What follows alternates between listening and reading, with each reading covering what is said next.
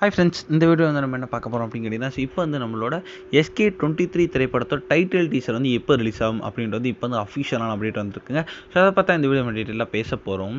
இப்போ வந்து தமிழ் சினிமாவில் பல சூப்பர் ஹிட் படங்களை கொடுத்து ஒரு முன்னணி இயக்குனராக இருக்கிறது தான் நம்மளோட ஏஆர் முருகதாஸ். ஸோ இப்போ வந்து அவரோட இயக்கத்தில் இப்போ வந்து நம்ம சிவகார்த்திகேயன் நடிப்பில் இப்போ வந்து ஒரு திரைப்படம் வந்து உருவாகிக்கிட்டு இருக்கு.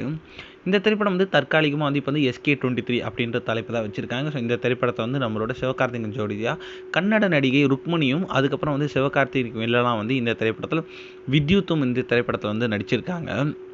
இதில் செம்ம பெரிய எதிர்பார்ப்புனா இந்த நம்மளோட SK23 உருவாகிட்டு இருக்க நிலையில் வந்து இப்போ வந்து செம்ம பெரிய அதிரியான அப்டேட் வந்து வெளியே வந்திருக்குங்க. அதன்படி பார்த்தா வந்து SK23 திரைப்படத்தோட படப்பிடிப்பு வந்து கிட்டத்தட்ட 90% வந்து முடிஞ்சிருச்சு அப்படின்றது இப்போ வந்து அஃபிஷியலான நியூஸ் வந்திருக்குங்க.